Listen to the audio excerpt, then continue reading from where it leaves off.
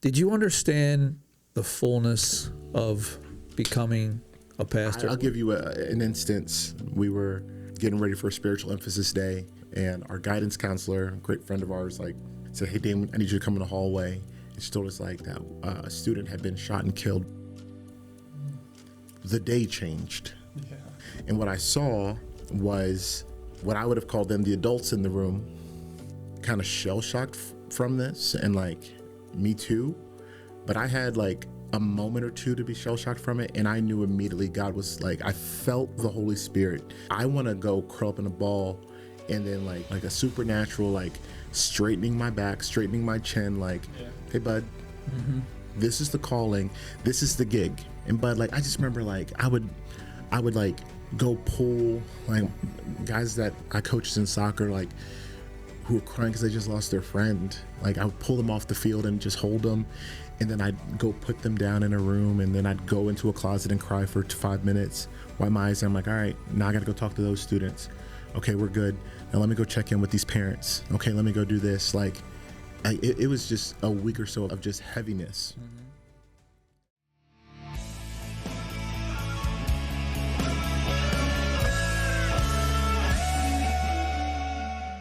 All right. Pastor Dayne or Dayne? Whatever, brother. Whatever, brother. Yeah, it doesn't matter. Dayne's fine. All right. Well, welcome, Dayne. Thank you for Appreciate coming here. it. We really are excited to talk with you. So I take it you're a pastor I am, yeah. at your church. Mm-hmm. What role does the youth play in that? Because Okay. I hear that you're a youth pastor, but you're also the lead pastor at your church. So Yeah. where's the dividing line between the two for you? Sure. Yeah. So first off, thanks for having me, guys. I'm excited to be here. You've had several of the folks that I'm connected to come sit down with y'all. So I'm excited to join that group. So a little bit about me, just to kind of answer that question, is I was the youth pastor of Clinton Grace Church down in Clinton, Maryland, Southern Maryland. So I did that for 7 years. And when I was moving out of that job, it wasn't because I was looking for a promotion. It wasn't because I was looking for, I'm tired of teenagers, I got to get away from them. We just knew God was moving us on to the next thing. But I always knew that the way that I spoke, the way that I approached ministry would always keep in mind the teenagers in the room. I care very deeply about the next generation. I would always give them the preference of how I would do ministry. I would always be thinking about them as the church. So for us, when we started having teenagers show up, it was a no-brainer. It was a no-brainer that I would act as our youth pastor until we raised one up. Yeah. I want the teenagers in our church to feel like they have direct access to me, and I'm not their, even when we have a youth pastor, I'm not their youth pastor's boss. That I'm, that I'm theirs. Yeah. So, yeah. Interesting. So, and I guess that makes sense, right? It's if you're teaching anything, it should be for everyone who's for there. sure. And the teenagers and the young kids should be able to be edified just as much as the adults. Of course. I think we talked a lot about that when we had the kids on and with a couple different people. Yeah. So how did you get led into ministry and Awesome. being a pastor? Where did that come from? Yeah, man. I think a lot of folks have great stories of this was the moment. And if I had one, it's probably sad because it had to be several, because God was like, man, you missed that one. You missed this one too. Pick up the phone, brother. Yeah, I can relate to that. For sure. So it might have been that, but it also might have just been a slow walk. I remember the first time that I had a hint at it so I'm a part of this youth conference called Momentum Youth Conference. I know when Mason, Bella, and Josh were here, they talked about. Oh, you're actually a part of that? Yeah. Okay, I thought that you were just, you took them to that. I didn't know you were part of it. No, I wish I could have got to take them to they were there, but they weren't. We had a couple from our church take them, so I'm one of the conference pastors for it. Okay. It's a great organization. This is my wife got saved going to this conference. That's cool. This is when God got a hold of me twice. I've been working with them for years, done several roles with them. So in the last few years, I've worked as one of the conference pastors for them. When was that you fell into like being on that panel or the council or whatever? Let's see. So I started doing that 2018, 19. So right before COVID. Oh, so relatively recently. Yeah. Interesting. Yeah, it's been around since the 70s. That's crazy that it's that old. Yeah, I mean it's in my opinion, like, you know, I've been around a lot of these things. I've spoken at a lot of these things. I can't find a better. There's a million summer camps and Christian camps and stuff like that. I like this one, and or else I wouldn't be this involved in it. This is going to be something that there's not a lot of things you can say like this kid is against the gospel. Like he is far from God. He wants nothing to do this. But I barely got him to come on a bus. Like you could feel safe bringing him to this versus like, man, this kid's got questions, you know, versus like, man, I've been following Jesus for a long period of time and I've heard all these messages before. I guarantee you'll find something here. I've never had a kid go, as youth pastor, I took groups every year. I never had a kid go and say, I wish I didn't come. They may not come back the next year, you know what I mean? But no one's ever, always been worth it for them. you know what I mean? Yeah. So when I was back in high school, I went one year, and it was the first time that since I was following Jesus that I saw the bigness of our faith.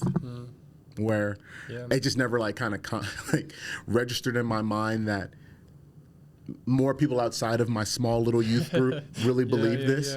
And that was, for me, that was big. Like I never seen like a room full of thousands of people like worshiping. I'm like, man, what is going on here? I never watched like one of the old Hillsong videos growing up. Like I never saw it that big. Like every time I saw a group of people that big, it was a sporting event or a Michael Jackson concert. Like I never thought about it in those terms that we would think about like heaven and things like that. Right. And I'm like, oh, heaven on earth. Like this is a picture of it. Yeah. So that was the first time that like I thought about it in like in terms of like, man, like I'm a part of a global community, and when we talk about like, you know, reaching people, like, man, like if this is just a portion of what the world is, like, man, who's doing this work? Like how are people are missing out on this? So that was the first time my dad kind of got like, you know, in my head about it. I went to Liberty University for college. That's where my wife goes. Oh yeah? Yeah, she goes for psychology. That's crazy. Awesome. Like Virginia, right? Yeah. Yep. Yeah, that's hilarious. Yeah. I graduated there in 2010. Wow. And fought ministry big time. You could, you know, I tried to like appease my guilt. I took youth ministry as a minor. Okay. I was like, all right, you can have half my time. What was your major? Communications. Okay. I wanted to do radio. I wanted to be I had a radio show at the station at Liberty, and cool. loved it. Wanted to run in that vein, and graduated in 2010 where there were no jobs, and did a couple things, but just knew that God was calling, and you know, had a couple of youth opportunities come up and didn't work, and then finally like the job came up at the youth pastor job at the church I grew up in, and applied, and it was a long process, but finally they asked me to be the next youth pastor at our church. And wow, so that was your first actual job in ministry. When so you said high school is your first like monumentum, or what's it called? Momentum. I'm sorry, momentum. No, it's all good. Thing, and then you realize like, wow, this is a real big faith for me. When was it? Soon before that you actually started your relationship with Jesus then? Or you said you grew up in a church, so I met Jesus at a Bible camp, like 4th or 5th grade. Wow. My family, I came from a Jamaican American family. Okay. We lived across the street from the Christian, like, homeschooled their kids family. Wow. And man, these people, like, when you talk about like love your neighbor, They did it. you know what I mean? When you talk about love your neighbor, we used to like talk about like some of these stories, like the sermon that the pastor preaches, like, go be Jesus to your neighbors, do this. These folks were that for us. Wow. And, you know, my mom was a single mom at the time, and, you know, like whenever my grandparents couldn't watch me, I was at their house. Yeah, and that's awesome. Miss Sue Robinson walked across the street and said, hey, like, does Dayne want to come to Bible camp with us next week? And my parents said, you're going to take my kid for a whole week? Yeah, you could go. Absolutely. And that's where I met Jesus, man. And so 4th or 5th grade, some Sundays I would ride with them to church. Yeah. You know what I mean? And kind of was the extra kid going to church, through early years. And then got to high school, and that's when it kind of became real. Yeah. Yeah, it started to develop. You started making it personal. Of course. Yeah. Stop being scared of hell and started being like, man, what does it mean to love Jesus? Yeah. So, True. To form that relationship. of course. Yeah, and realize, we talked about that with the kids, like when does Jesus become your own? Yeah. When is it personal? Right. And that's where I think, God's like, okay, time to begin now. Yeah, we right. can work now. Yeah. That's right. That's what it was. So you started your first job as a youth pastor. Mm-hmm. How did that go for you? Like, were there growing pains? Of course. Like, as you started, what were some of your biggest stumbling blocks and struggles with that? Sure. Yeah. No, it's funny. One of the kids from our first class is a big part of our church now, and we joke that I was probably way too young to be their youth pastor. Like, I was 22, and these kids were like 18. Wow. So, like, they're like my friends now. Yeah, You know what I mean? right. Like, You hang out with some of those guys. I was like in like a couple of their weddings. You know what I mean? That's Like, crazy. it praise God, it worked out well. Like, we didn't have any nonsense, but man, I was just in a great position to kind of like start terrible and fail, Right, but yeah. fail forward. Right. You know what I Yeah, mean? yeah. Like, our church was really gracious with us. I mean, one of the first events that we did, we played Capture the Flag in our church, and we thought it'd be cool. We made it tribal, so Yeah. everybody had like war paint on, and then we flipped all the lights on, and there's war paint on all the chairs. That's crazy. In like where service will be in Oh, 48 man. hours.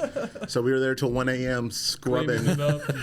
Oh my You know what I goodness. mean? So they just give you like free reign just to do whatever you want. Buddy, I did like it's one of the, like, people always talk about like it never works out when the youth pastor who grew up in the church, Yeah. like goes back to work at his church.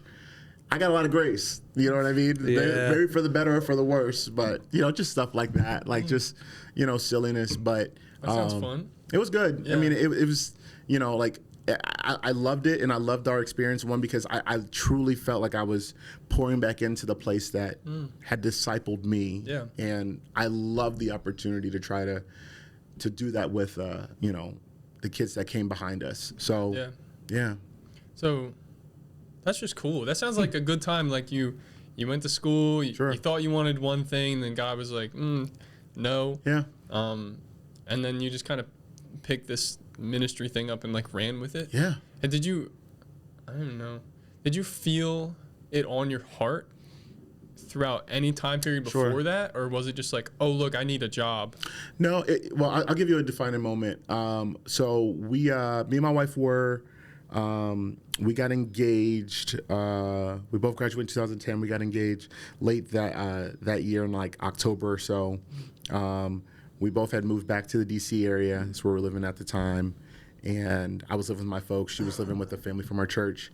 And I just remember, like, it was so hard to figure out work.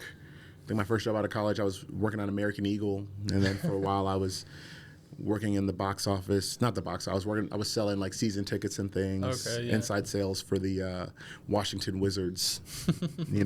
Were you feeling a pull at that point too? Sort of, but now at that point, especially when I was working for the Wizards, it was fun working in sports, and I'm a big sports guy. And that was when I was like, man, like, my desire for ministry, I'll be a volunteer because this money could be great. This could be fun. As long as I'm there on Wednesday nights, I'm doing what God wants me to do, right? I went on the NBA lockout happened. So like the seasons, like we didn't know if we were gonna have a season the next year. And my boss walked in and said, hey, we're making cuts because, and nothing against you, but you got to go. Wow. So I got fired. The week later, I went on a missions trip with our church and was just like, I don't know what I'm going to do. 2 weeks later, we went to Momentum. And, man, it was just one of these messages that was just heavy. It was definitely for the students. But one of the guys that spoke said, hey, I just feel like the Holy Spirit like says, that there's leaders in this room where God's trying to tell you something and he's trying to get a hold of you. And, I don't know what that is. I'm not one of these prophet guys, but why don't you just kind of like be open to what God may have you do? And I was tired and kind of like had my head bowed, and I was like, God, like, it's been a sucky year. Yeah. Hopefully I could say sucky. Hope that's okay. It's been a sucky year. I don't know what you got going on. I don't know what the next steps are, but I'm open to it. You know, what are we doing? And there's not a lot of times you hear me say that, like, I heard the voice of God, or I can hear him, you know, telling me what to do. And I knew in that moment, that's when God was calling me into ministry. Here's my confirmation. And here's why I'm able to say this confidently. Those are my favorite. Is so I'm sitting. It was the one time my group sat in the front row at Momentum, and I'm sitting there with my eyes closed, with my hands like this, and there was like maybe a kid or two kids, you know, here, and then my fiance at the time was sitting 2 people away, and I'm just like struggling with accepting like God's call into ministry. I'm like, all right, when I leave out of this chair, I'm going to run full force into this.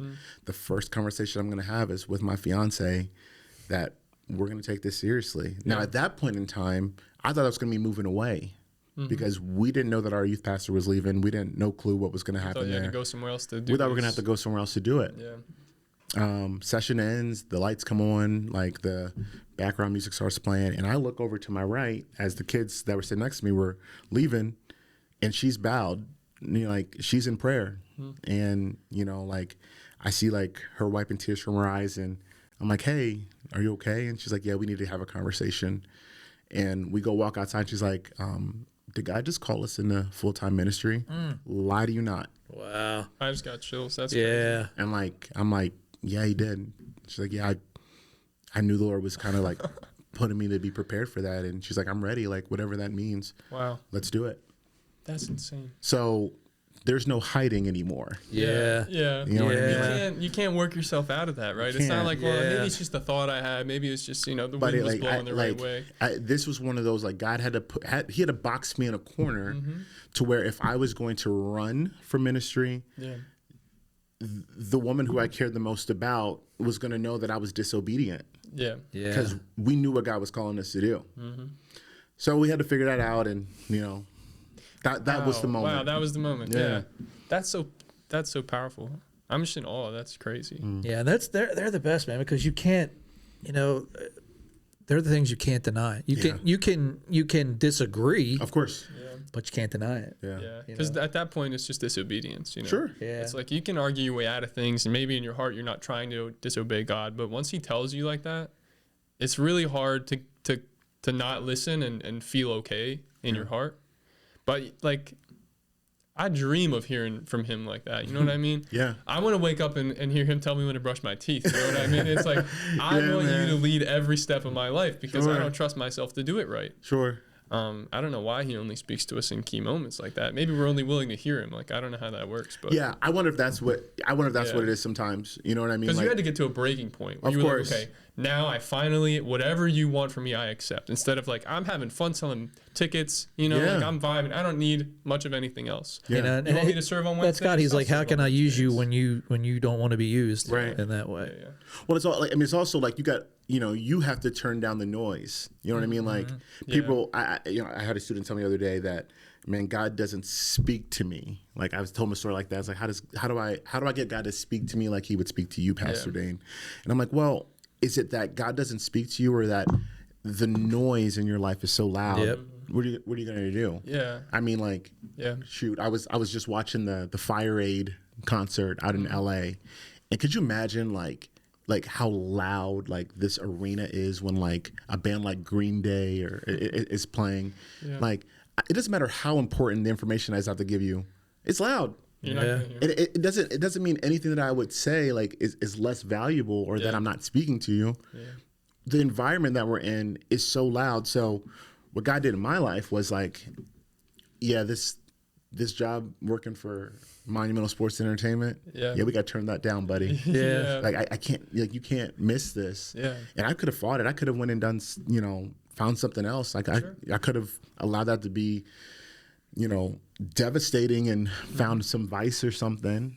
And that's what we do. You know what I mean? Yeah. But then He just turns it up, though, right? Sure. So like the next time, if that's part of his plan and that's what he wants, the next time is going to be even more powerful and more pulling. And That's true. You know, you realize at some point you're already part of that calling. You realize that. Yeah. It's not something like you walked in off the street and said, hey, what is this? Like, you knew. It's just now it's coming to the surface and there's nothing you can do about it. Yeah. And it's joyful, I like that, though. man. It's joyful. Mm-hmm. You know, and that's one of the great things about this. Like, people can say, what is, you just threw my whole train of thought off doing that, man. No one's going to hear it if you didn't move your hand. But just the fact that, I don't know. I don't know where that was going. That's crazy. I had a good point and God said no. Well, I completely agree with you. Turning down the noise is so important, because I always find myself trying to do something, trying to be busy just because I want to. Yeah. And I don't know, you could say God maybe has been leading me to integrate ways into my life to take a second out of my day. Like, I've decided to pray 3 times a day now. Like that. And just to come before him and humble myself. All I say is the Lord's Prayer. I don't ad lib or say anything of my own, but because the whole point is so that I can be quiet and be still and know, that he is God. I like that. And it's just helped me feel at peace, feel comfortable, hear him when he moves me, sort of a thing. Because I asked my buddy John, he was kind of the mentor that brought me to faith. I berated him with questions, philosophical and whatnot, and he did a good job through the Spirit answering me. Obviously, it worked. So I asked him, I was like, because he says he hears from God frequently, like he hears his voice, and people can debate that. But I said, how do you hear from him? I don't understand. He goes, well, he is very quiet. And I was like, yeah, but isn't he, like, he's loud, he does these big things, fire rains down from the sky, whatever. And he was like, I check. And so I started reading the Bible. I, did some Google searches, whatever. God is quiet. Yeah. And I found these verses that said, yeah, he speaks to you quietly, softly, gently, those sort of things. And it's true. He doesn't want to kick our door down and force us into something that we're not willing to do. Because he wants to respect our decision. And so, yeah, him speaking quietly is so powerful in many ways, because it allows us to actually choose him instead of being screamed at and feeling scared or feeling like there's nothing else we can do. But, I think too that people forget prayer isn't just speaking. No, prayer's listening. It's got to be. It's communication. Yeah, and there's 2 parts of communication. There's speaking and there's listening. So how can you hear if you're always speaking? Yeah. If you're coming and you're petitioning and, that's your time with them, what are you getting out of that? Right. Man, you gotta find a spot to be quiet and see what he would have for you. Like, I was working on this idea for a sermon, and it comes with a lot of times when people think about, man, I want to know God's will for my life. I want God to answer me. I want to hear his voice, stuff like that. We got to check if we're honest. I mean, because for most of it, when we can crack open a Bible and we can see God's opinion on the matter. Right. Yeah. What we're hoping for is that, God, can I have a specific thing pertaining to this circumstance? And a lot of times it leaves us kind of like disappointed because, yes, God will enter into our circumstances, but a lot of times, like, the circumstances aren't bigger than him. Yeah. All the time, they're not bigger than him. So, he's going to call us to something knowing that the situations and the circumstances are going to be tough. But we're like, God, well, I just need you to work through this circumstance. He's like, well, that's not the bigger goal. That's not the long game. Yeah. You know what I mean? It's kind of like, God, yeah, can I have your will for my life? Exactly. Right. That's what I want. Yeah. So it's like we kind of ask him, hoping for something that we desire. Right. And not that there's, because I can't really say there's anything wrong with hoping for something from him. Of course not. But I guess it's just, I don't know, like, what kind of advice would you give to somebody who keeps getting let down by hoping for something that God doesn't end up really giving them? Oh man, that's good. That's a good question. I would approach it differently for someone following Jesus and someone either still trying to figure it out, or maybe that's what's maybe that's what's keeping them away. And we had a family at our church where we were praying for a coworker who young baby just passed from cancer. And it's stuff like this where they're like, where's he at? Yeah. You know what I mean? Like, I'm hoping that God would show up. I want God to show up. And I think that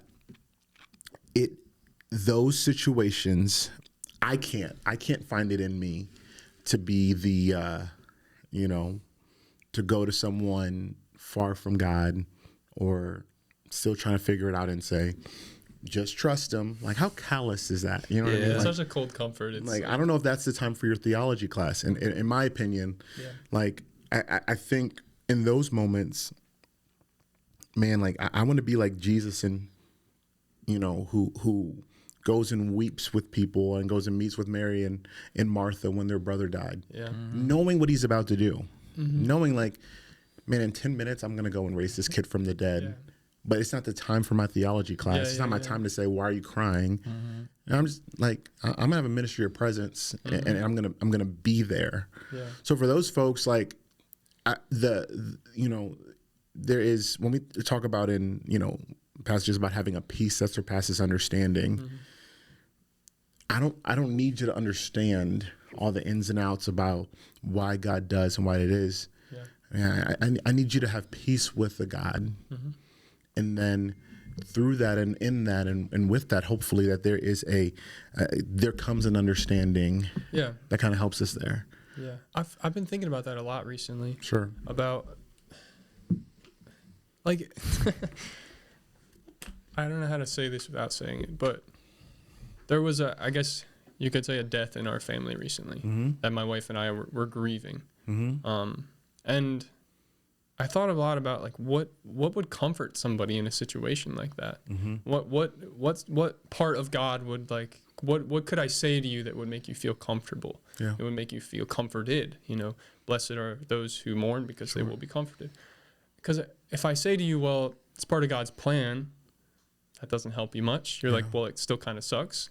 If I say to you, trust in him, you're like, okay, but I'm still sad. There's I couldn't come up with a single thing that I could say that would make them, or even make myself, be like, well, I feel better now. Yeah, I guess, because it just doesn't exist. Well, and that's the thing. Like, and I think this is an American thing. We think about grief and mourning as something to help us get over it.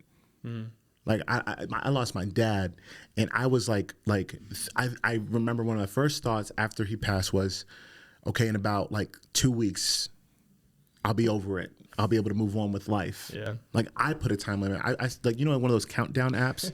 I literally made a countdown that says, like, I will be back to normal in this time period. And, when we found out that the funeral wasn't going to be able to be, like, later, because it was 2020 when you couldn't even, when there were so many people dying, you couldn't even get a date to have a funeral. Yeah. You know what I'm saying? Yeah. It was then. It was going to be like 3 or 4 weeks later. And I literally like it hurt me. Like, I'm not going to be able to finish mourning or finish grieving for another month. Yeah. And I it helped me realize through this that, man, like, grief and mourning, non-believer, believer, like, it's not something you go through. It's something that you enter into and maybe stay there. A church that does this well, Matt Chandler down in the Village Church, down in Texas. I remember watching videos of their Sundays, and somebody would die in their church, and like they would it wouldn't just be like a part of the announcements. Hey guys, Miss Betty just died. Make sure you pray for her family. It would be like, hey, this person just died. This is incredibly sad. We are going to mourn with this family. If you have time this week, go to their home, take off your shoes, and lie on the ground with this grieving widow. Like go and bring food and don't celebrate. Go and sit with them. Go and share memories. If you have the emotional capacity to cry with them, we will allow this to be heavy because this is what Scripture calls us to. And I think it's that. Like I think it's like that. It's not something that something we're trying to like, like a dark road we're trying to get through. People think about like, do I walk through the valley of the shadow of death? We think about it like, oh, because there's light over there. Yeah. No, like we're gonna allow us to grieve this, even like circumstances and stuff. Like with our society, we go through the dark times because surely there's a bright side to it. Yeah. So. Yeah, that's like the purpose of it. Well, that's true, and because throughout most of my life, I've tried to be callous and avoid feeling bad because, well, it's easier, I guess. Absolutely. And I've gotten pretty good at it, and so I don't know if it's that or if it's maybe God's peace. But through this morning, I said that we were going through, it was way easier for me to get over it because I just knew that, this was what was meant to be. Sure. And for some reason, that was enough for me to not feel sad about this. Yeah. And I just like the truths about God really comforted me. Yeah. But I guess I've always avoided mourning with people or letting people mourn with me in any capacity, whether it be over circumstances or otherwise, because I don't want to sit and weep in myself. It wastes time. It's not important. It's not useful. But you're like paraphrasing David in the Psalms, like I sit alone in my room and I mourn and I hate like the circumstances that I'm in, God, but I take joy in that you're, I take joy in who you are. I take joy in knowing that you care for me and that these are his words. You know what I mean? Like I'm scared, I'm sad, I'm grieved, but give praise to the God of the Most High who cares for me, you know? And like talking about his feelings of loneliness and wishing that he had somebody else to share this with. So what does he do? He writes about it. Yeah.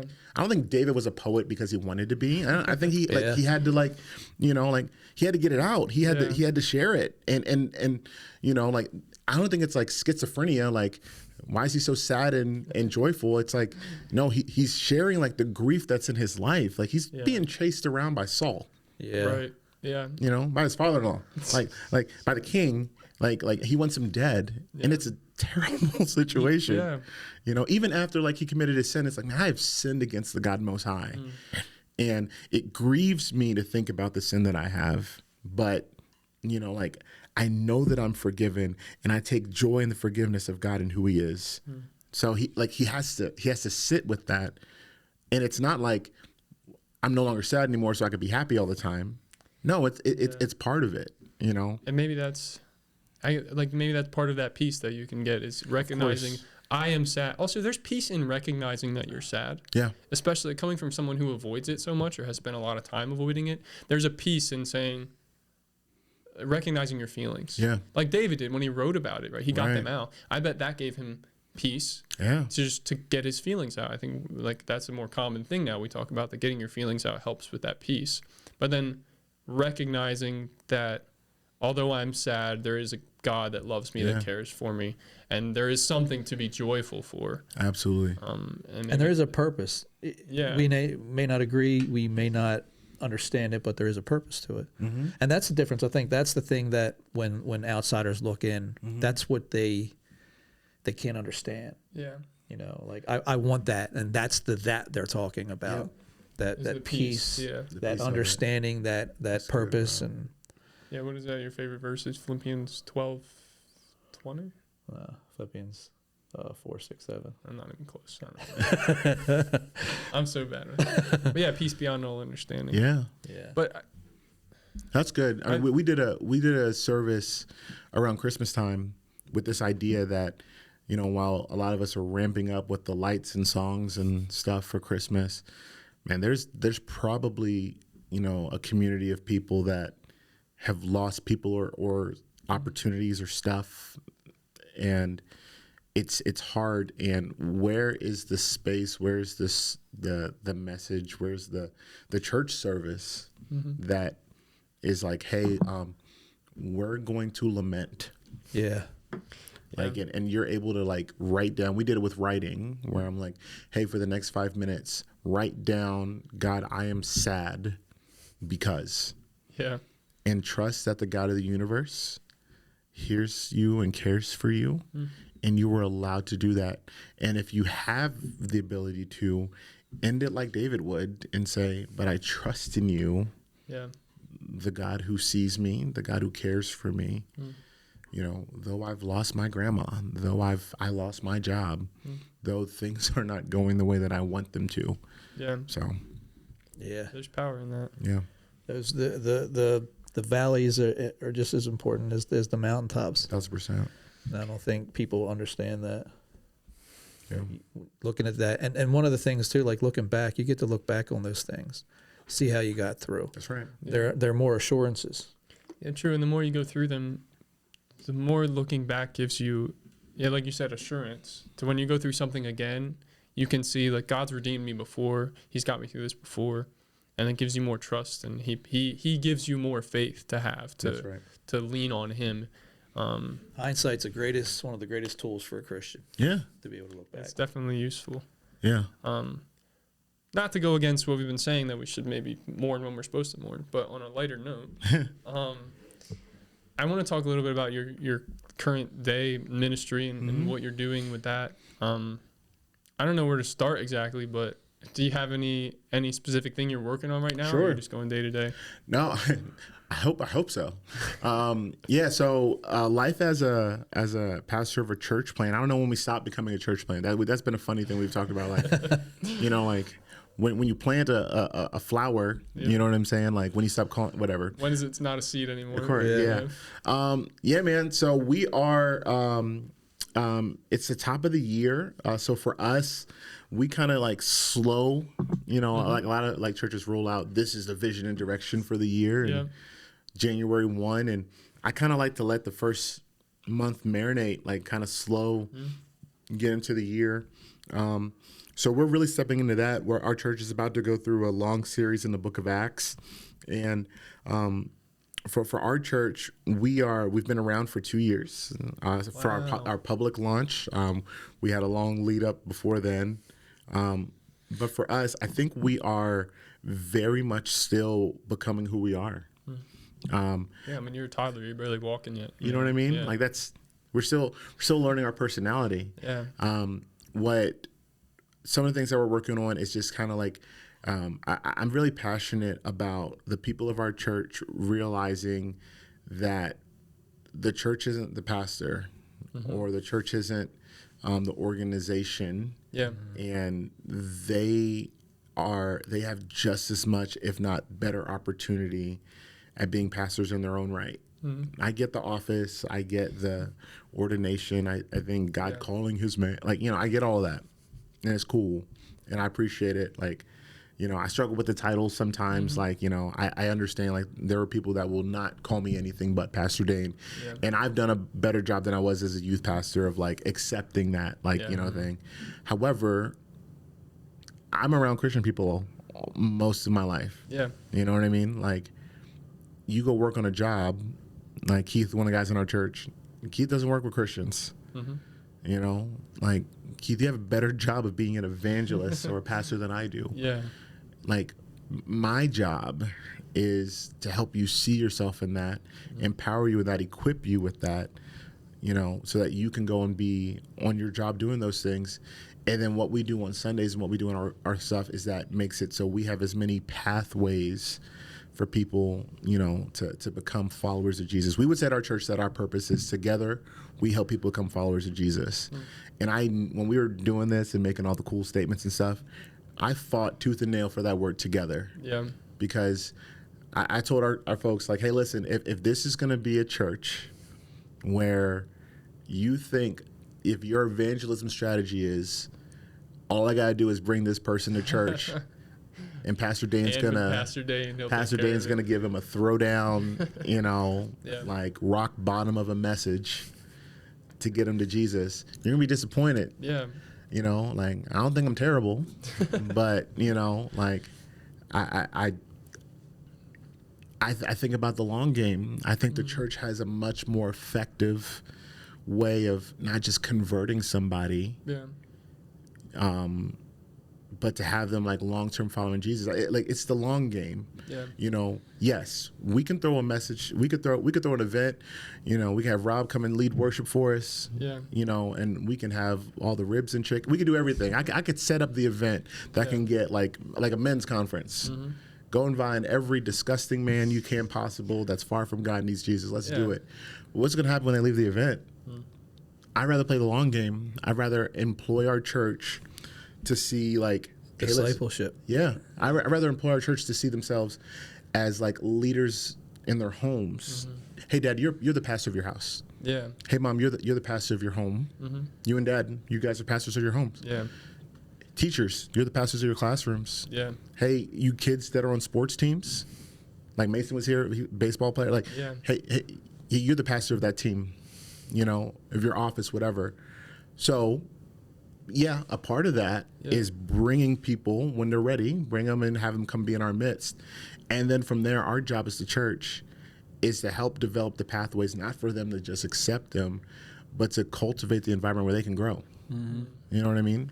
Yeah, so we all have the credentials, right? You know, yeah. I mean, we're all called to do that too. Sure. We're all called to minister, be to the people, church, to be the church in ourselves.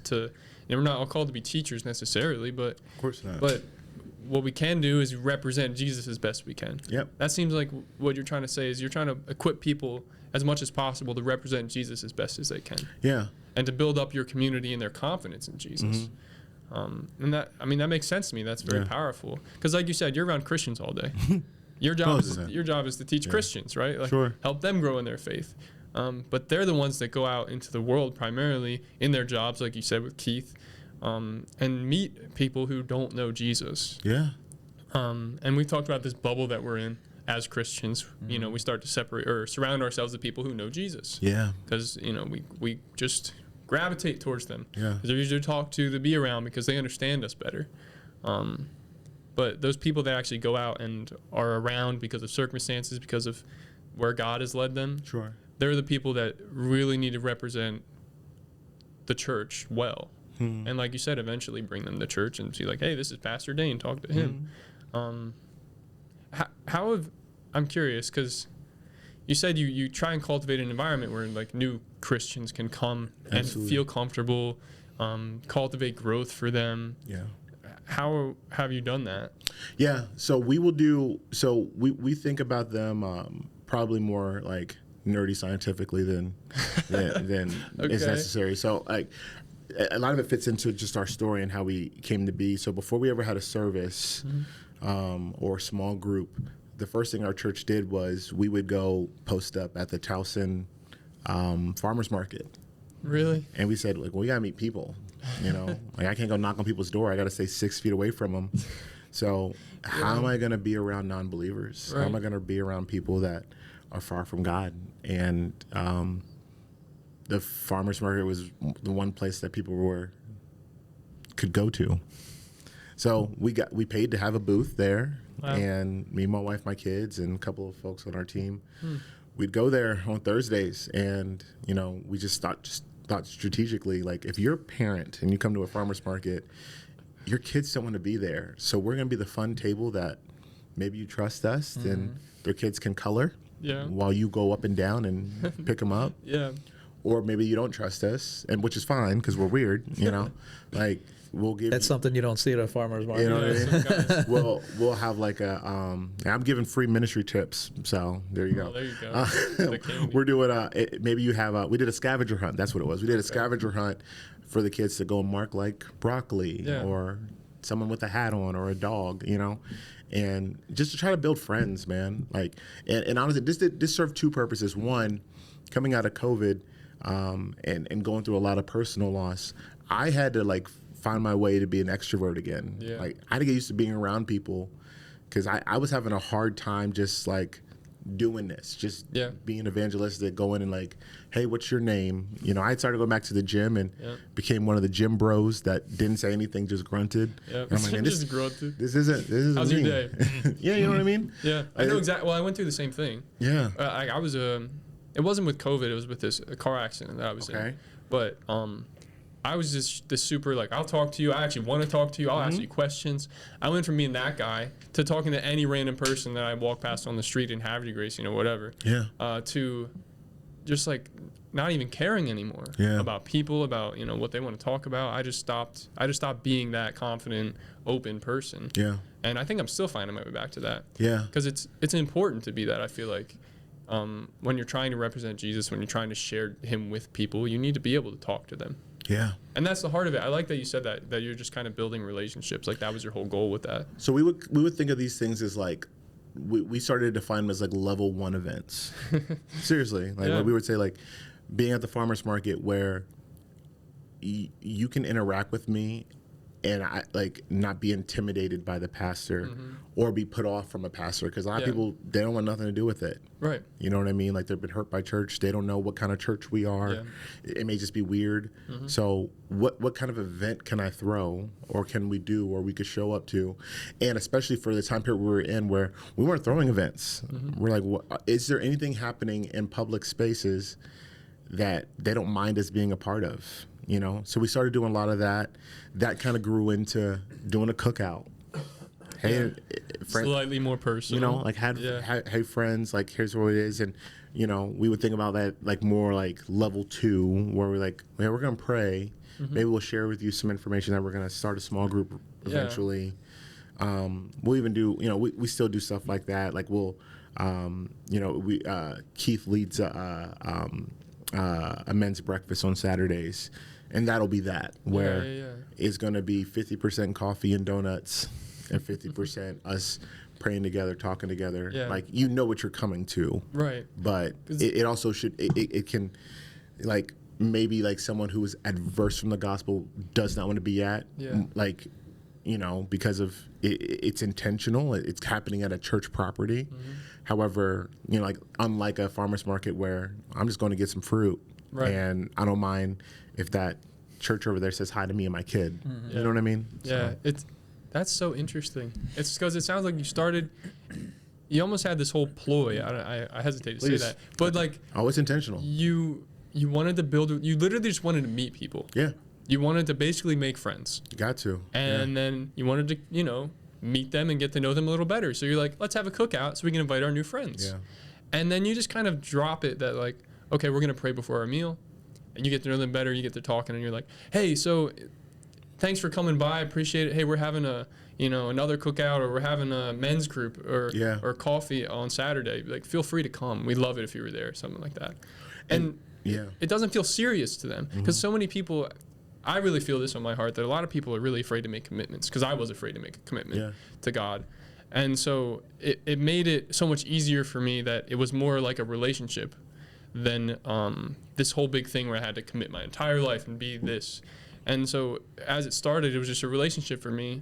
And then the more I got to know Jesus, the more I was like, I want to commit my life to this. And it sounds like you took the same model on. Well, yeah, I mean, and that's the thing. We want people to feel like, we want people to one, I think the one thing that we have, one thing I told myself that when we started doing this, we started planning our church, was the goal was not going to be to make the Towson version of fill-in-the-blank church. Yeah. You know what I mean? Like, the one thing the church has that the world cannot match is Jesus Christ himself. Yeah.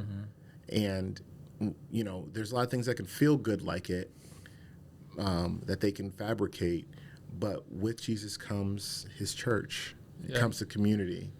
And if our church can do a good job of inviting you into a Jesus-centered community, you're gonna feel at home. And I don't know. I mean, I don't know if we do that perfect. Like, I mean, like you were talking about, like, what are some of the next things that we're doing? Honestly, it's gonna be, for a lot of times, it's gonna be kind of going back to what got us here in the first place. We're and just trying to do it as best as you can. Yeah, like we're thinking about implementing a coffee cart that goes around town. And I like it. Yeah. That, hey, we're serving coffee, and maybe sometimes it's free, maybe sometimes it's $1, and honestly, a lot of that's probably going to go like to, we got a missionary friend in Argentina. You know what I'm saying? Like, it's gonna like help that. I would love to, like a young lady that I've been trying to find a way to support her. You know what I mean? And we get the relationship, she gets money to support her admissions. You know what I'm saying? Like stuff like that, like where, and then it's a touch point where I get to have a conversation with somebody. Like I've been like drawing a vision for this. I'm like, hey, I realize that if I can take a coffee cart as a pastor, if I could take the coffee cart around 3 times a week and I can hand out 60 cups of coffee, that's 60 people that I can introduce myself. That's 60 different people I could ask, how could I be praying for them? And maybe out of those like 60 conversations, there might be, you know, a third of them. Yeah. Right? There might be 20 of them that it makes sense that I would invite them to join us on Sunday. Now, how many of them come? Maybe 10? Probably. Maybe. You know what I mean? Like maybe 10. Eventually, long game, not short game. Like I don't need them there on Sunday. Like maybe eventually long game, like out of 20. And what that does for our church is that it wasn't because of my $1 million like Facebook campaign. No, I got to hand you a warm drink. Yeah, right. So you just got to get to know somebody. That's the investment I want to make. Yeah. Did you this is one kind of on a personal note. Did you understand the fullness of becoming a pastor? Like what I can imagine the call would be share the gospel, love others, to be that. But you have put yourself now as the focal point. You now are going to be the carrier of burdens that you had no idea that were coming.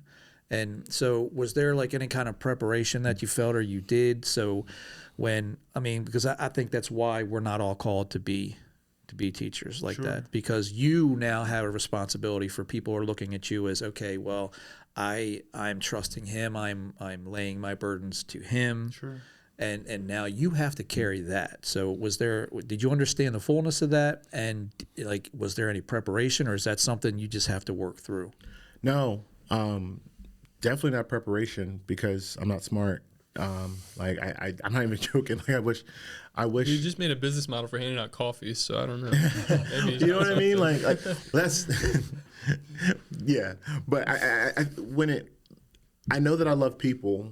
Yeah. But I thought it's one of those things where it's like sometimes you love people too much to a fault, where you're never prepared for the heaviness of it, but you always will do it.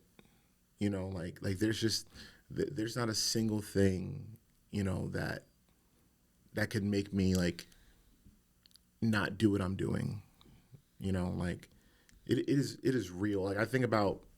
It is our church, like we're at that weird point to where in the next 12 months, you know, we could boom, right? Yeah. We could be pushing over 100, you know, over budget. I'm just trying to find a way to spend the money. Like we could do that, or I could be doing what I do for free. You know what I mean? Like, and it's, and that's where it is. And I can't imagine like me not pastoring our church outside of like me, like moral failure. But even that to the point scares me to why like the Lord will use that. The Lord will use that at the front of my mind. Like before I even think about watching something that I'm not supposed to, or before I think about like saying something that I'm not supposed to, before I think about that, I don't think about, oh my gosh, I could lose my job. I'm like, no, I could lose my friends. I could lose my people. Rob, I think part of it is that, but on the other side of it, I'll give you an instance. God's taught me all my stuff with stories. When 2017, I hope I'm right. 2017, I was still in Southern Maryland. We were getting ready for a spiritual emphasis day for the school that's attached to our church. And I'm going to the front of the room, and our guidance counselor, a great friend of ours, like wouldn't be in ministry without him, said, hey, Dayne, I need you to come in the hallway. And she told us like that a student had been shot and killed by his mom. And the day changed. Yeah. We had to handle this. And what I saw was what I would have called them the adults in the room. you know, like the heads of the school, like, and everybody, like, kind of shell shocked from this, and like me too. But I had like a moment or two to be shell shocked from it, and I knew immediately God was like, I felt the Holy Spirit, like one of those, like, I want to go curl up in a ball, and then like just like a supernatural, like straightening my back, straightening my chin, like, hey bud, this is it, like this is the calling, this is the gig. It's not about whatever you're about to go do, like game you're about to play with students. This is the gig. Yeah. And, you know, like for the next 72 hours, I was pastor. You know, like I hadn't been through ordination yet, hadn't done anything. So no one called me pastor. Like I was just a youth guy. Like, but I was the pastor in that moment. And that was when my wife said to me, man, I get emotional thinking about it. My wife said to me like that week, that was the moment I knew that God was calling you into ministry, because you led teenagers and adults. And but like I just remember, like I would like go pull like guys that I coached in soccer, like who were crying because they just lost their friend. Like I would pull them off the field and just hold them, and then I'd go put them down in a room, and then I'd go into a closet and cry for 5 minutes, wipe my eyes, and I'm like, all right, now I got to go talk to those students. Okay, we're good. Now let me go check in with these parents. Okay, let me go do this. Like, it was just a week or so of nonsense. Not nonsense. I'm sorry. That's not the word I should say.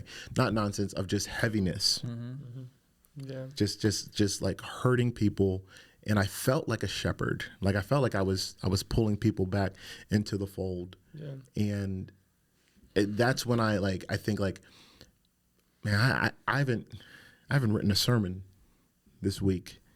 Well, that's because that's not the gig.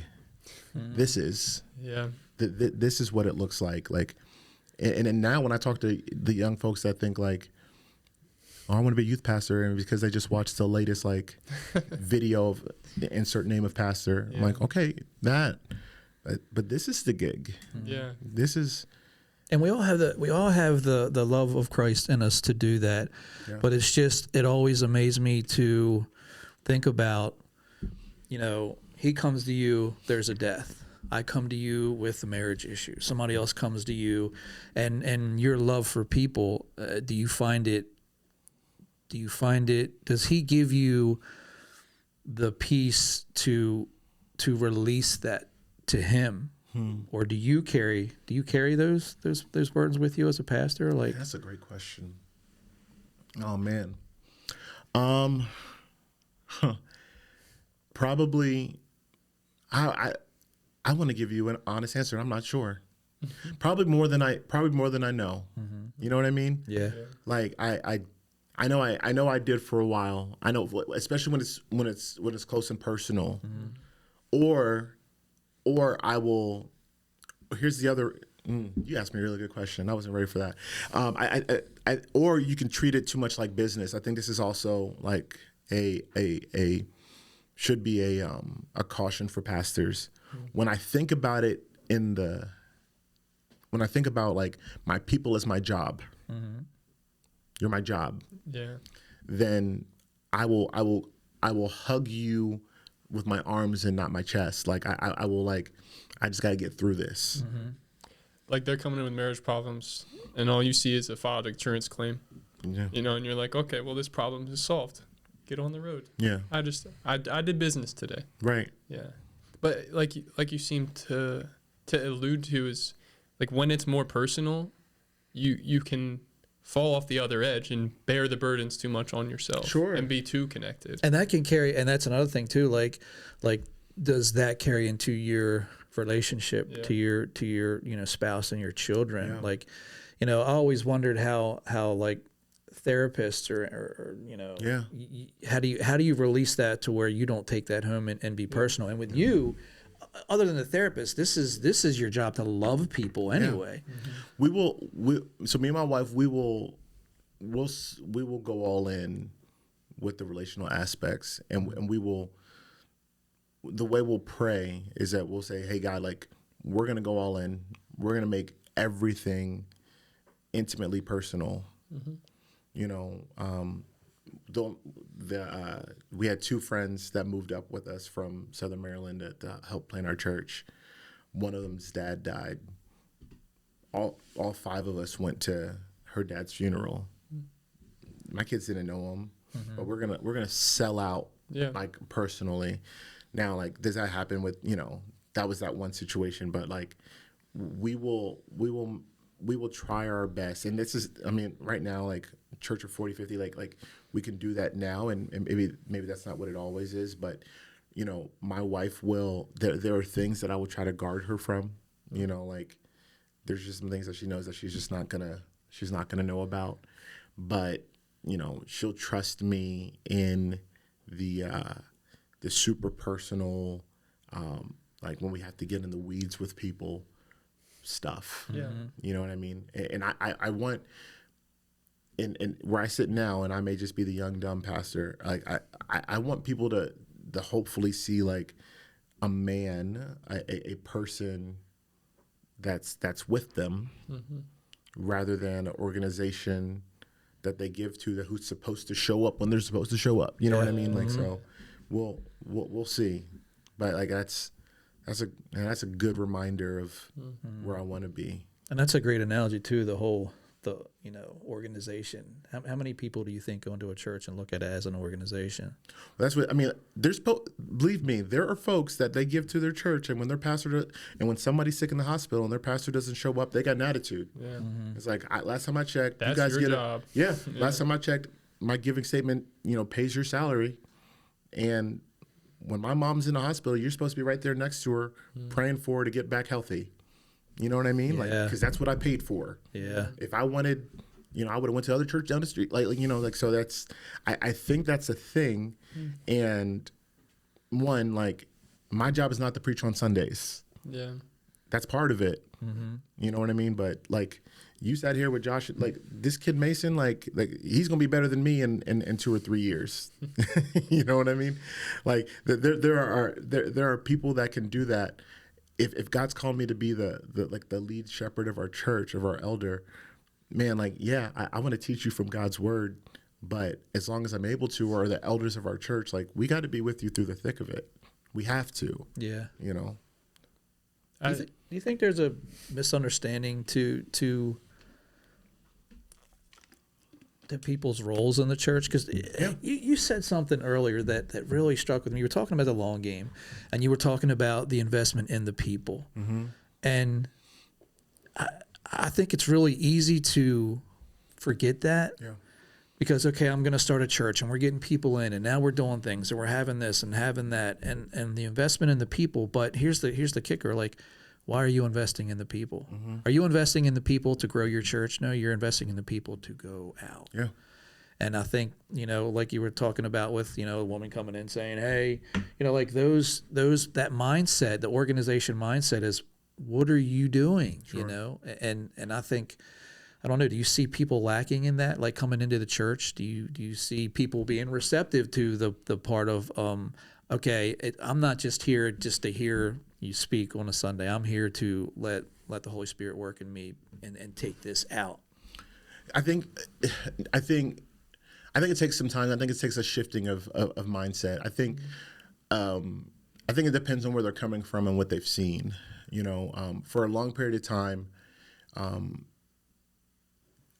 for a lot of churches, especially coming in the early 2000s and before, there is unless you are super duper Christian, graduated from a Liberty or something, you come with credentials. We looked at ministry jobs like, we would look at any other job in the world. We let the culture dictate the church instead of the church dictate the culture.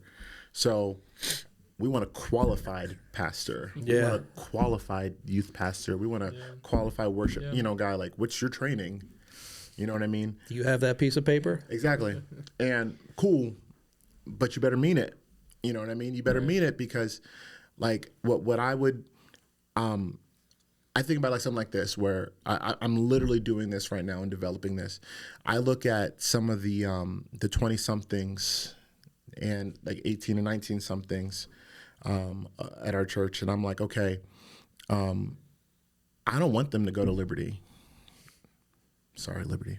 I Or I want them to go to Liberty Online, or I don't want them to go to a Lancaster Bible College. Yeah. I don't want them to go to a Grace College or anything. I want to develop something to where I'm thinking about long game, like next 5 to 10 years. What is the ministry experience and what is the life on ministry? How can I get them as close to me? What can I develop for them here in our community so that they can see, like, they can experience ministry in real time, and they can, like, I can develop them in the leaderships that would fit our church or fit a church that we could help start or that we could help revitalize, that would get them plugged in here, and then we can add in, like, obviously I'm going to teach them as much Bible as I can.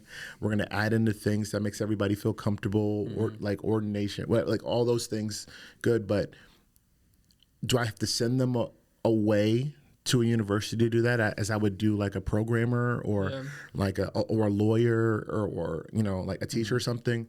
Or does it make sense for the church to grow them?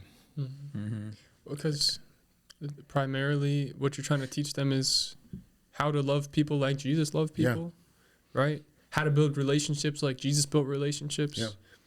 And you don't learn that by just going to university and making sure your assignments are done and showing up to class. Like, you can, God can do that. But I mean, I agree.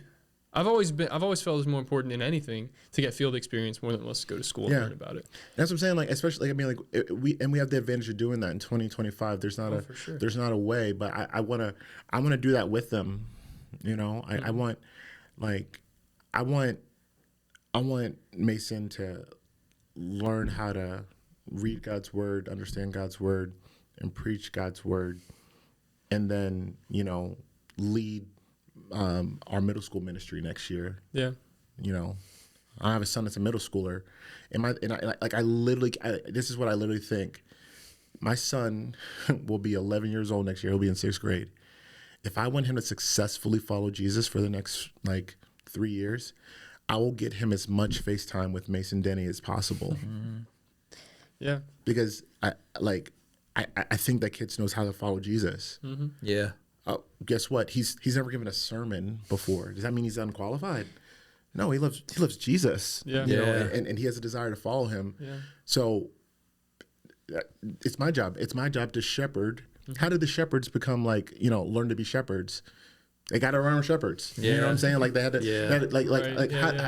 how are we going to train him in that? Well, hey, Mason, I would love for you to lead our this ministry. So go off to Liberty. I'll see you in 4 years. Well, hopefully you come back. Right. You know what I mean? Yeah. But on the other realm, like, hey, go live your life. Go, he's going to police academy. Like, go do that. Go, invest in the talents and the interests that God gave you, and go and use those things. I'm not hiring a youth pastor tomorrow, but I got a feeling you're gonna love Jesus, and you're gonna need to exercise that love for him in a way that goes towards people. Yeah. Well, guess what? I have an opportunity for you to do that. Yeah. In a way that makes sense and fits with your gifts and talents. That's what I think, like, in the long term. And who knows what God does with that? Maybe you have a vocation and you're able to do that in your free time, and it becomes a passion for you. Hey, do it, because like I said, I'm 3 months away from that being me. You know what I'm saying? Yeah. Or the other way. But at the same time, like, I would argue that there's probably a lot more pastors sitting around here than we really know, and that we'll ever know. Yeah. Like, I look at some folks, and I'm like, yeah, buddy, like, if you ever let it get quiet enough, you would figure it out.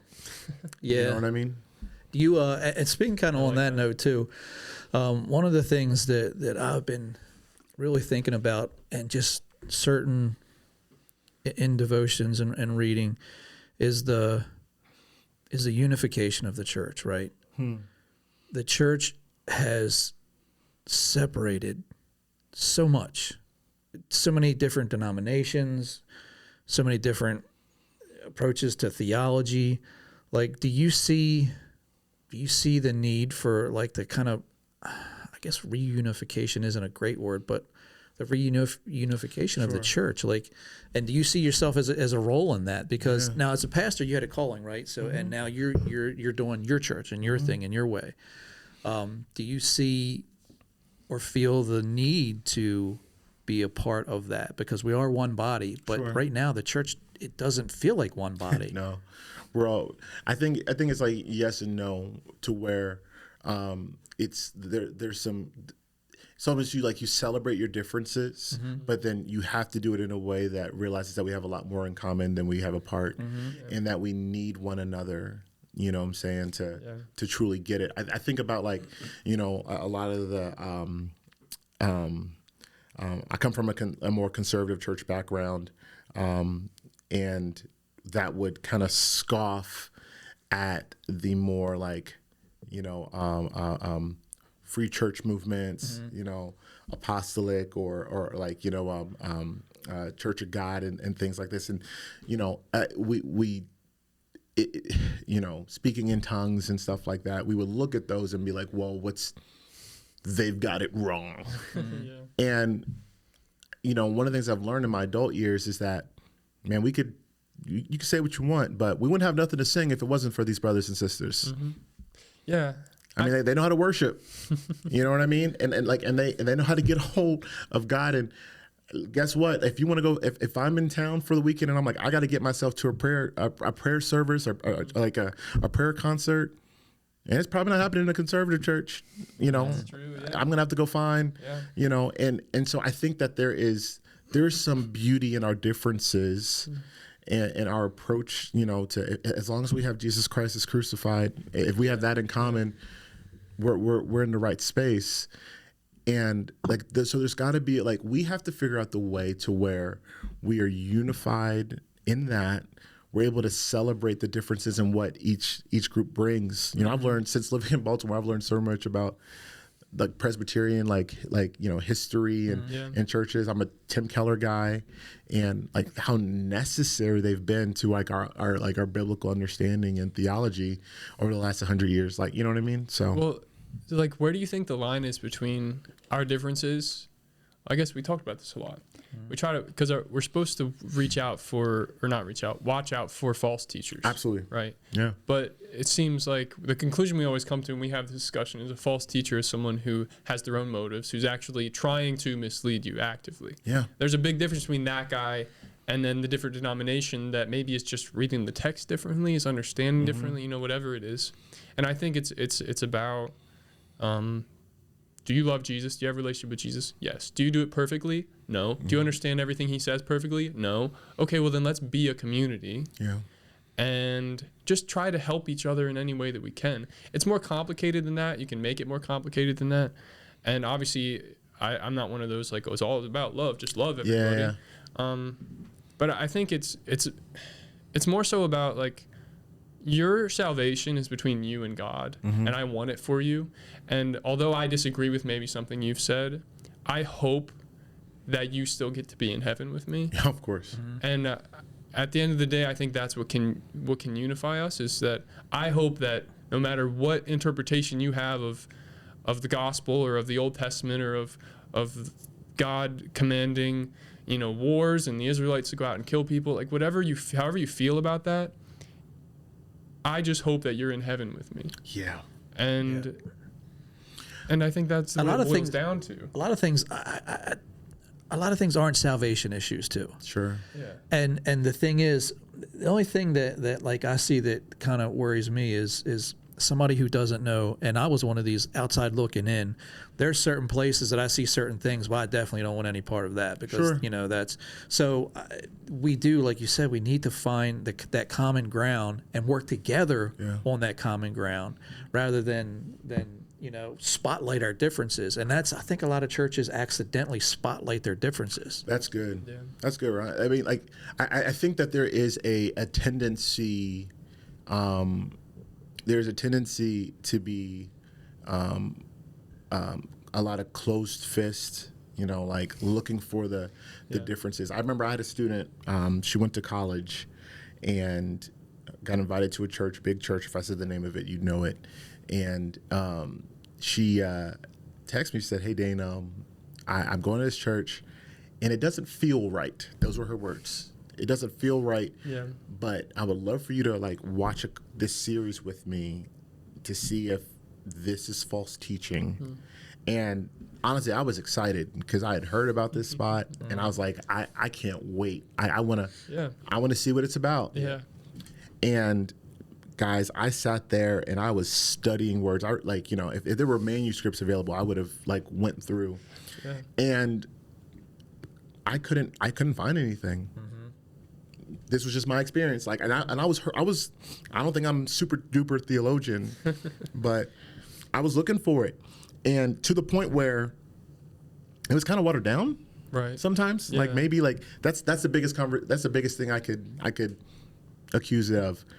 But I'd be lying to you if I said I didn't use a couple of points when I went back and spoke a week or two later, because it was good. It was like, there's one example I still use today that no one knows. Like, but like he, you know, what I found was, I was like, hey, listen, like I understand what your concern was, because we're suspicious people.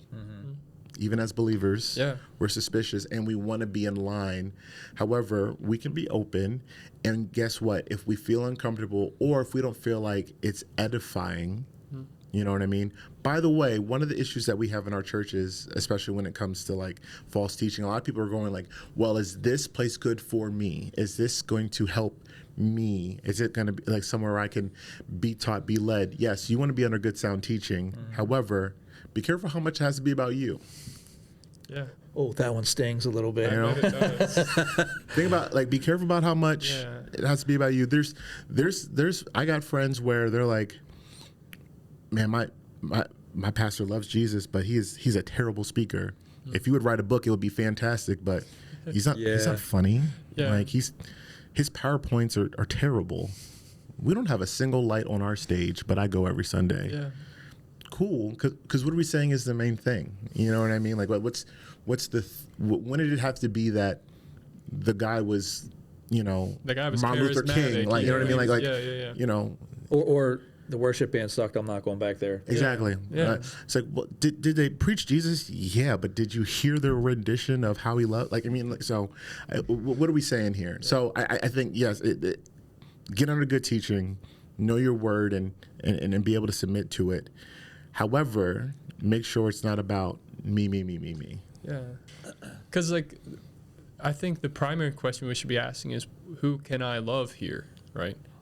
That's where our heart should be, isn't it? Yeah. Like, who can I help? What work does God want me to do? Instead of, you know, because I feel, maybe this is just a season for me. Sure. But I learned the most from sitting down by myself and reading the Bible. And a lot of people go and they hear sermons, and that really does it for them. Yeah. And I agree that God can work through people, can talk to me through people, can talk to others through people, through pastors, through sermons. But most of my learning comes from having a conversation with a brother in Christ. There you go. Comes from reading my Bible and praying, and just seeking him out. Like, that's where I get my edification from primarily. And that's so that I wish there were 10 of you, because that, I mean, like, what I would hope. Ego will inflate. No. Because what I would hope, and I don't know this, I would hope that if you were to poll the people of our church, I would hope more than they would connect to Dayne's funny, or I really liked what he did with the Gospels. I hope what they would connect to is that this is the mission of our church. Yeah. Like, when I tell people, like, hey, listen, like, you know, the goal of our church is never to be a big church. Mm-hmm. If your goal is to be at a church that's going to grow into 1,000 people church, that's not going to be here, because if God was to give me the desires of my heart in 2030, I want to look at the map of our church, and I want to go start another church. Yep.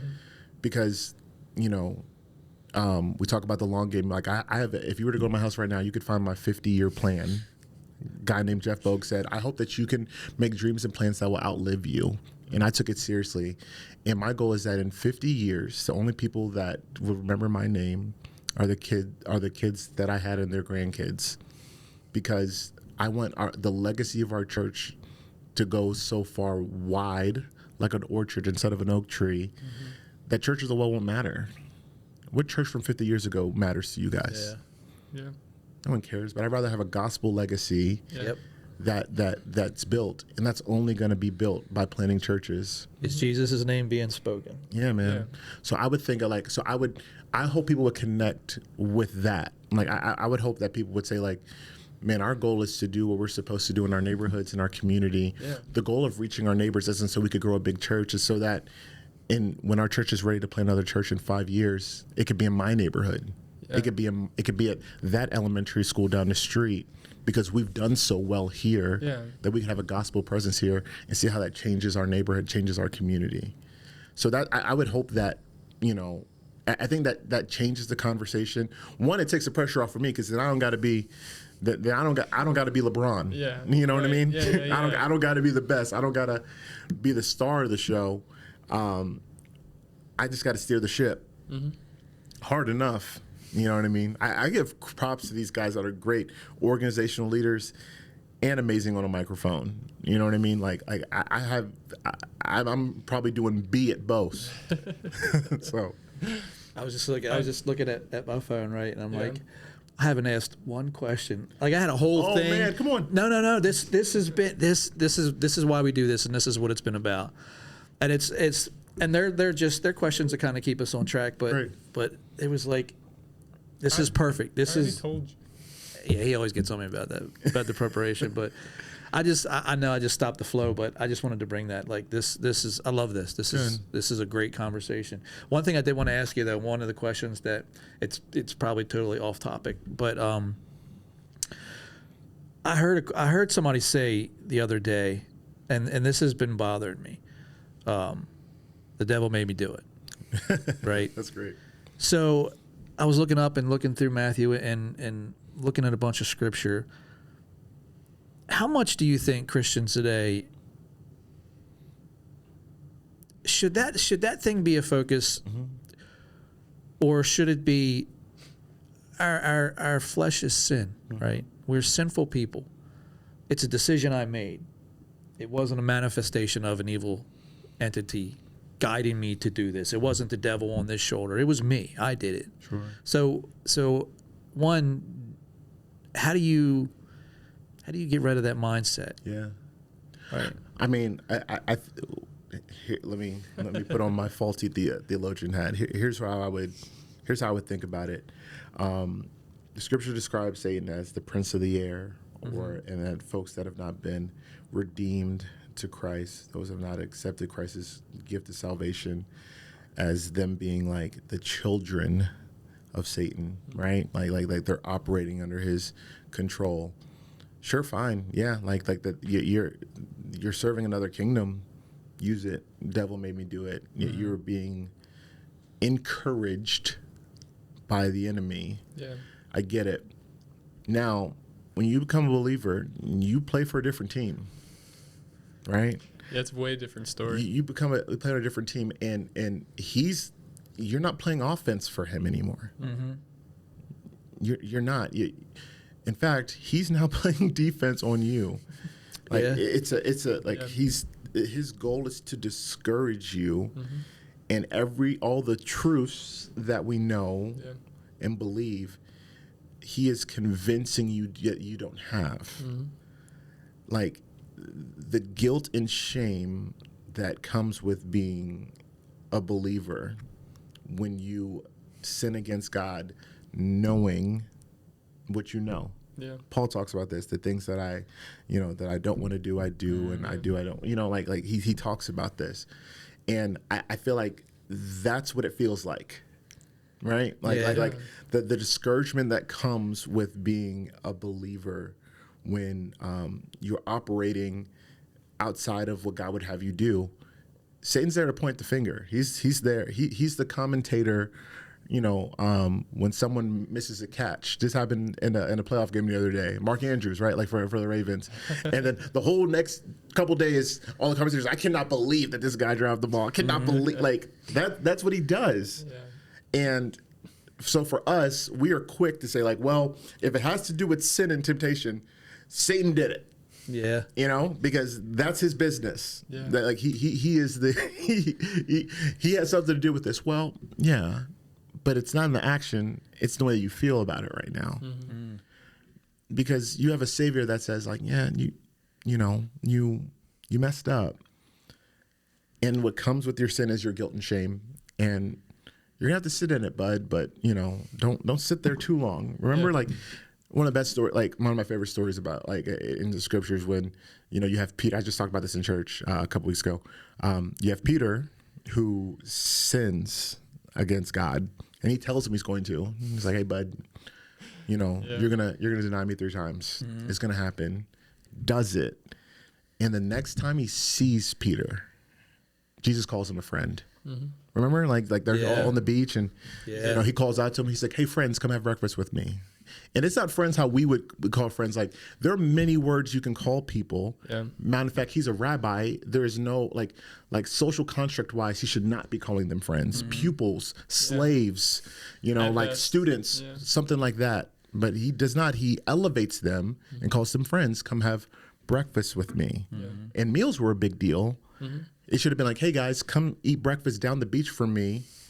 And maybe I'll forgive you for abandoning me while I was dying naked on the cross. Like he calls them friends and he restores, you know what I mean? So like, I think like, so for believers, it's like, it's a, yeah, sure. Fine. Like there's temptation. Satan would love to invite you into the feeling that you're distant or you're not redeemed. Mm-hmm. He would love to discourage you so that you were rendered ineffective for the sake of the kingdom. Yeah. But you gotta be a little honest. We give Satan a lot more credit than we have to. Like you gotta be honest. Because when you say that, I always go back to the when they ate the apple. Mm-hmm. When I think about temptation and how the enemy works, it's like he told them a lie, convinced them of something that wasn't true, and based on that information, they decided to eat the apple. Yeah. And that's the extent of what he can do, right? He can discourage you. He can make you think or believe things that aren't actually true. Well, and the thing with that too, he also just used ourselves against us. Like he brought something out in them, that desire. Yeah, the desire to be like God. Yeah. They were like, oh yeah, I would love, that sounds good to me. I'd like to be like that. At the end of the day, though, they ate the apple. Right. And so I don't know what there is to learn from that, maybe to each his own, but like that is what the enemy can do. And you're right, the guilt and shame or the guilt is something we have to sit with. Sure. And then the enemy decides to poke his finger and keep pointing at us. Yeah. But God wants us to come back to him. Yeah. That's what he doesn't want us to sit far from him. When you sin, he's not like, you know what, you sinned, go stand in the corner and sit there, be there. Instead, that's what the enemy does. He says, you've sinned. Yeah. You deserve to go sit in a corner. Yeah. And Jesus says nothing to do with you. Right. But Jesus says, no, I want you back here. You actually, what you did when you sinned was you just left me. Mm-hmm. Please come back. You've been in the corner long enough, Right. And that's what keeps a lot of people too from like I know a lot of people that carry past things that they won't let go. They won't. And God's like, that's covered. It's covered. Come on. Yeah. And then you have to be careful, that you do that with humility. You don't just abuse God's gift. Like there's a level of that. But I think we're a lot more in danger of feeling shame that we're not supposed to feel than we are of abusing the gift that God's given us. Wow. In my opinion.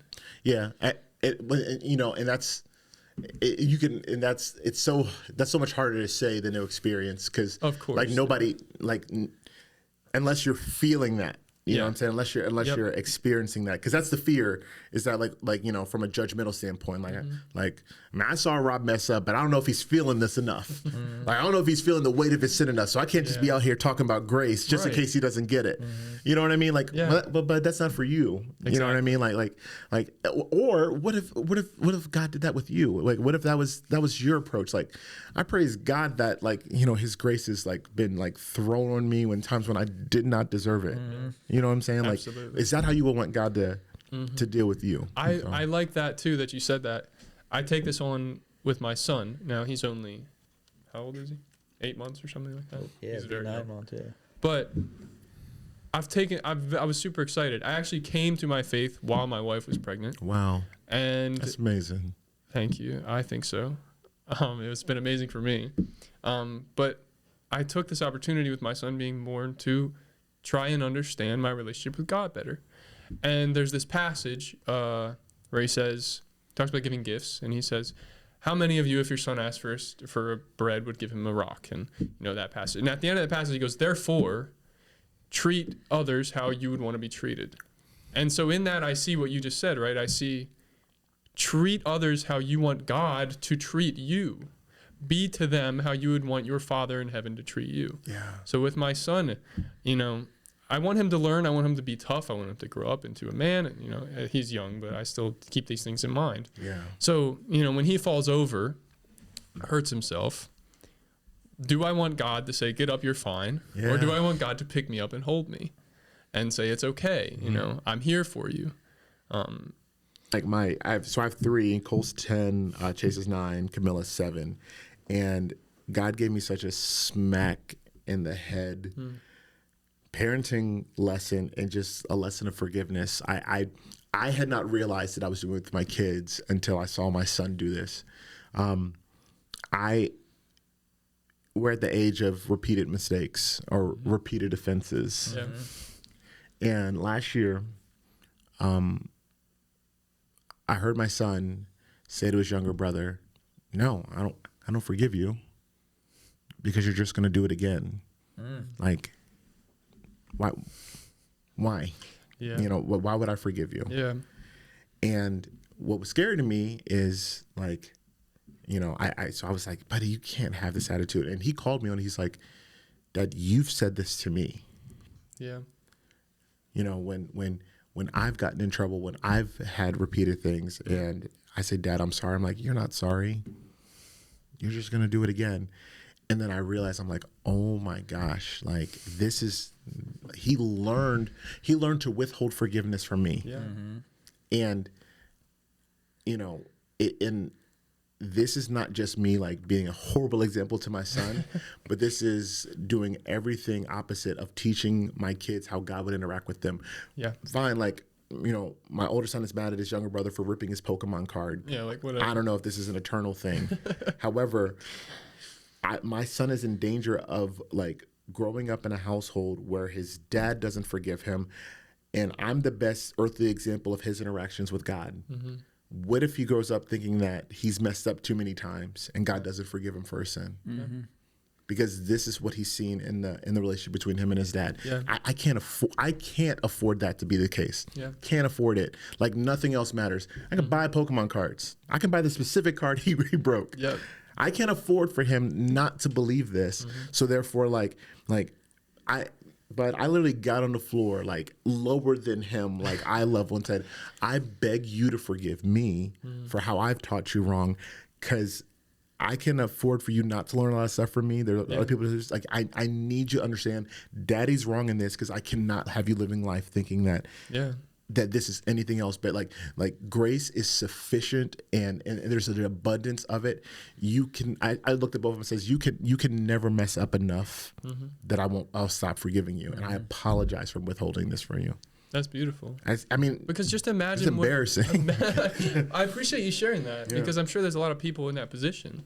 Or I saw a video not long ago where it was more like a poem too, but it was called "If I Were God," and it went into, if it were me, you wouldn't be forgiven. If it were me, this wouldn't happen and that wouldn't happen. At the end, it was like, thank God for being God and His grace, and it makes you realize, just imagine a human mind trying to rule. And we do that with our kids, True. and just imagine that. Imagine the grace that we don't offer if it wasn't given to us. Man, that's a smack in the face every time you think about it, and it makes you hold your tongue. It makes you, the like James talks about, the slow to anger and some things that it is harder to take back. Like what if he said to you when you said that to him, maybe I don't forgive you. Yeah. Maybe I don't accept your apology. Yeah. And being a parent, man, you have too many of those moments. My kids are getting grown, and just looking back now, and I'm grateful that they have given me grace. Yeah. And if they've seen that in me. So grace abounds from God and just flows through everything else, and thank him for that. I mean, for all three of us as dads, like, I don't know about you guys, but for me, it's hard, like, giving grace to myself. Yeah. You know what I mean? Like, when I blow it. Yep. You know what I mean? And I'm not like, and let's be clear, like, there's a difference between giving grace to yourself and excusing your own mess ups. Like, I'm only human. You're not taking accountability, brother. Yeah. Like, that's not what it is. Devil made me do it. Exactly. Like, that's finding a way out. It's like, man, God, like, I've messed up. I am wrong here. I'm not the dad I'm supposed to be. I'm not the husband that I was supposed to be today. I'm going to rely on you better tomorrow. I'm going to find those quiet moments. Yeah. I'm going to find those quiet moments to pray. I'm going to find those instances where I can invite you into my personality. I can invite you into my conversation, into my decision making, because my kids deserve the best dad that they could have. My husband, my wife deserves the best husband. You know what I mean? Like, that's where I think it looks like. For me, that's what it looks like. No, I completely agree. I love that statement too. Help me rely on you better tomorrow. That's it right there. Sure. You know? And like, I can't say that, I don't know if I felt that yet with my son, that I've screwed something up. I mean, he's fallen off his bed a few times. Yeah. Other than that. But definitely with my wife, I definitely feel like I want to be the best husband I can be. Yeah. And I definitely feel like I fall short of that way more frequently than I should. And the key to that, and I think the key to being the best, father or husband or wife that you can be, is just trying to love them as much as you can. Yeah. And put them first before your needs. I think that's been helping me a lot. Good. Anyways. Well, and to recognize too, one of the things is like being aware of your own spiritual growth. Yeah. Right. Like, you have to recognize, I remember a time of I said this freely and done this freely. And then I remember the time of right before I was saying that, I thought maybe don't, but still came out. And then it came to the time to where, okay, I caught myself. Yeah. And then the time that it didn't happen. And that's not all the time, but to recognize those points and that point of growth in your own life, to say, God is working in me. I didn't do that. He did that. And then through that recognition, you hope to always end up here to catch the before. And even then, now I find myself feeling guilty for things I didn't say that I thought that almost came out. Those things are a little bit hard too, and you have to release those as well. But I thank God that through his grace with me, I was able to tame that desire to fulfill that anger or that. Well, Cheyenne and I, my wife Cheyenne, we always get mad at ourselves or get upset because we get angry with him, with my son. Even when we don't react, she'll come downstairs because she's trying to put him to sleep. He just won't go to bed. And she's like, I need you to do it. I can't right now. So I say, okay, I can do it. And thankfully, one of us is in our right mind. There you go. 90% of the time. Then I go up and put him in bed, and I come down, and she's like, I was fine. And then I just got so mad at him. Sure. And I don't know why. Yeah.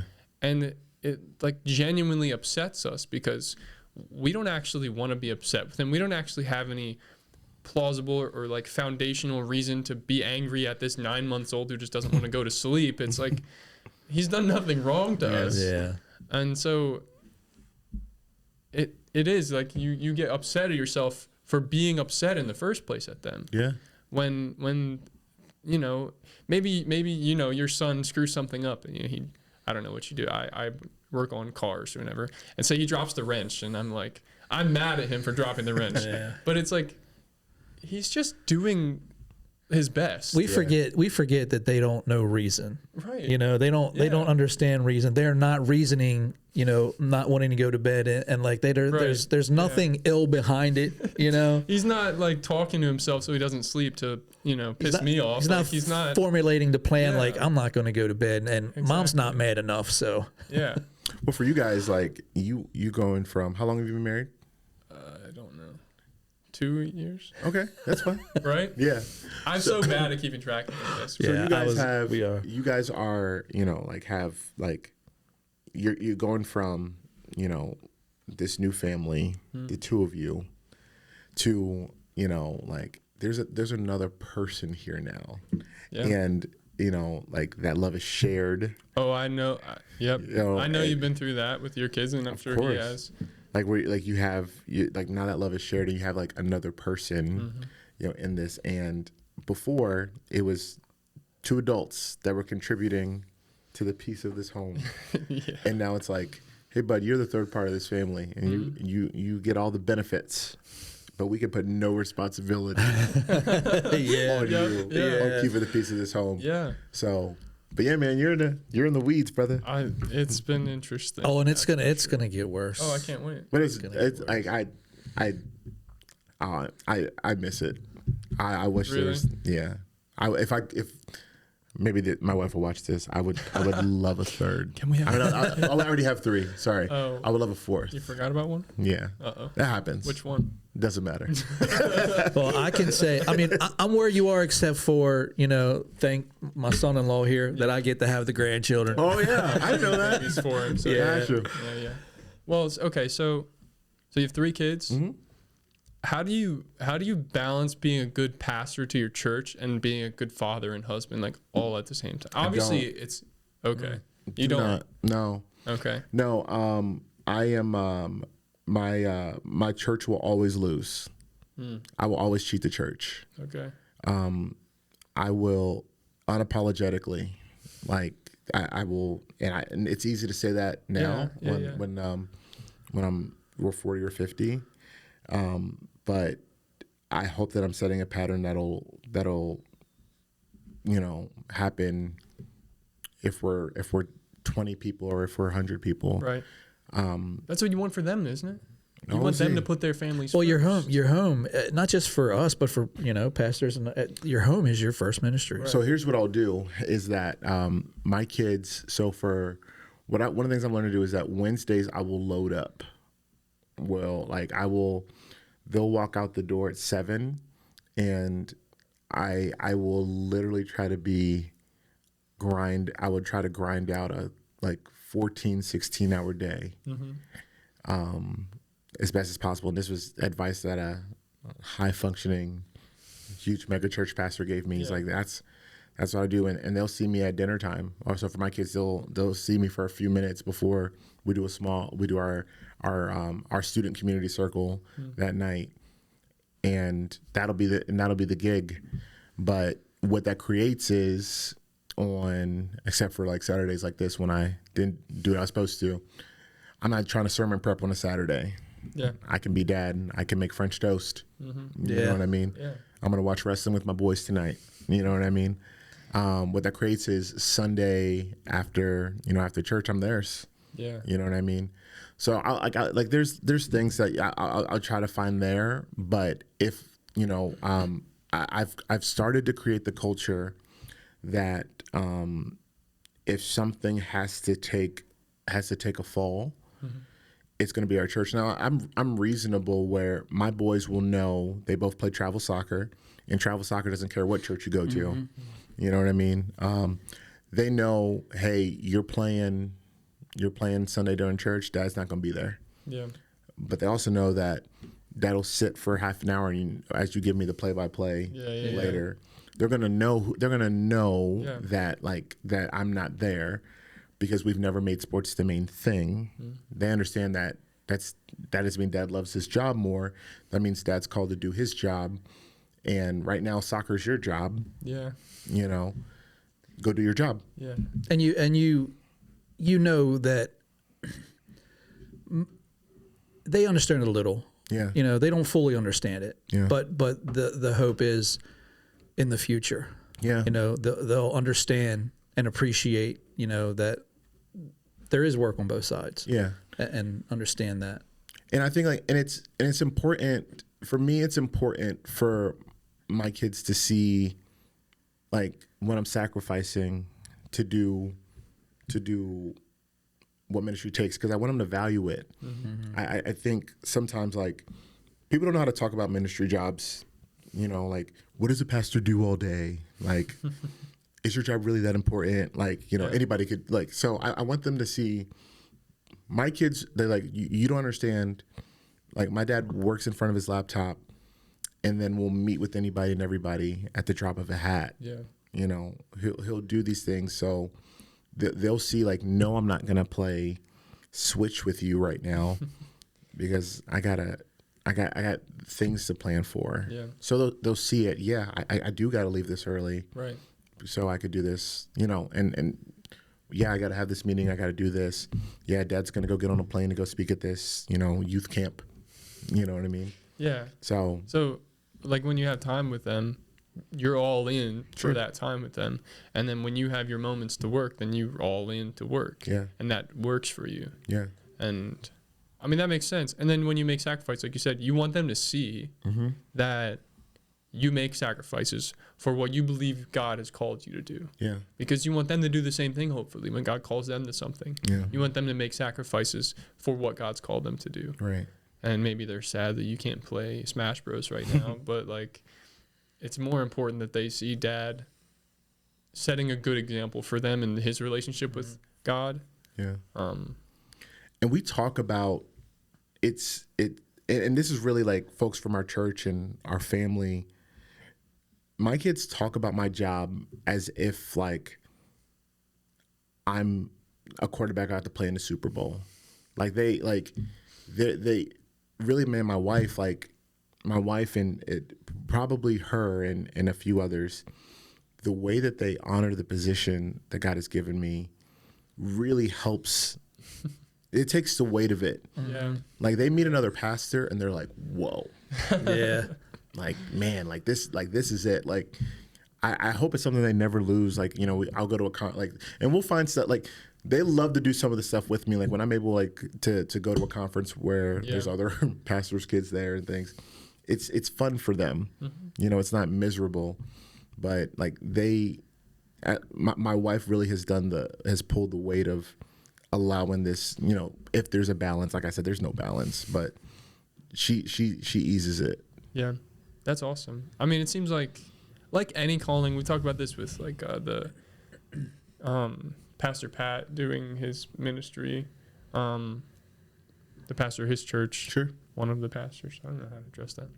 But like people who go across the country and help with things and give and go on mission trips. That's the word I was missing. Yeah. It's like you have to be given the proper circumstances by God for that to be okay.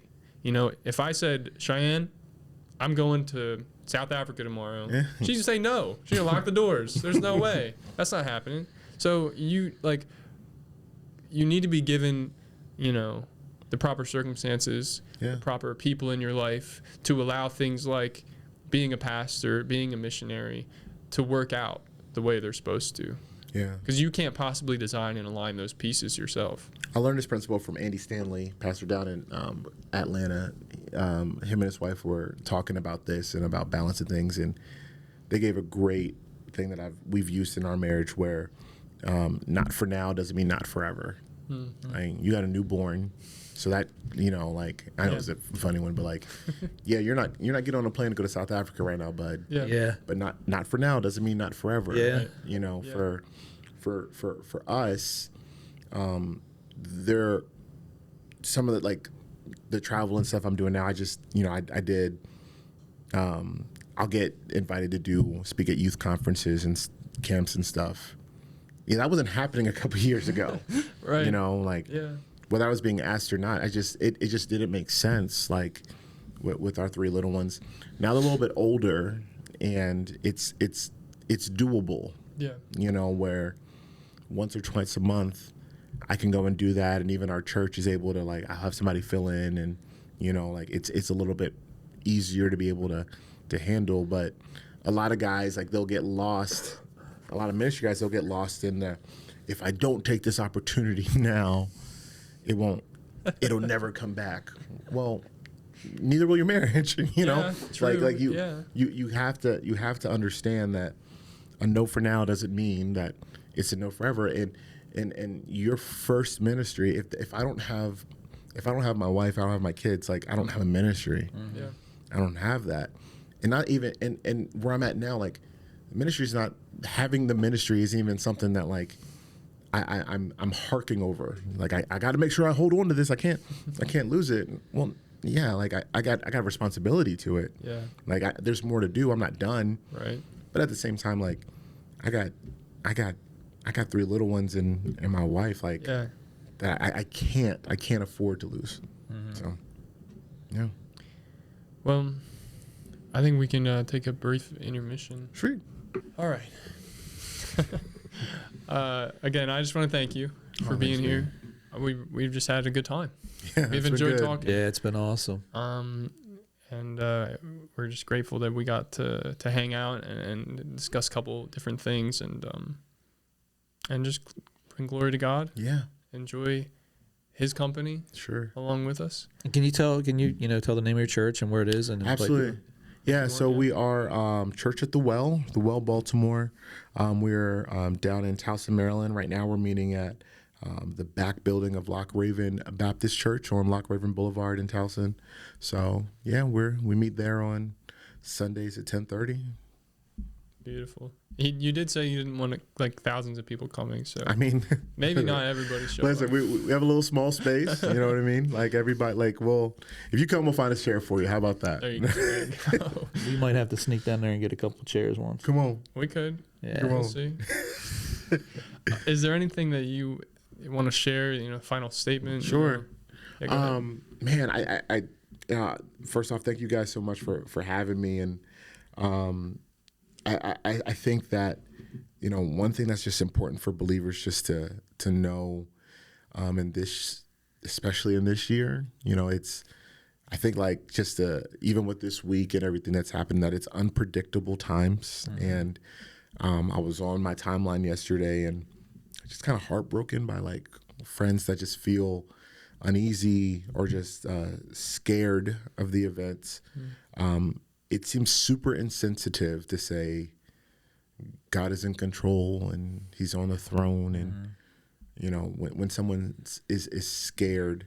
However, what's not insensitive is that we need to show one another as much grace and love as possible.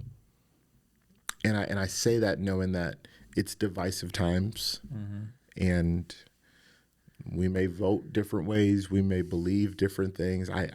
It doesn't seem to matter when people are trying to figure out if their house is on fire, if people are trying to figure out if their loved one was on a plane or not.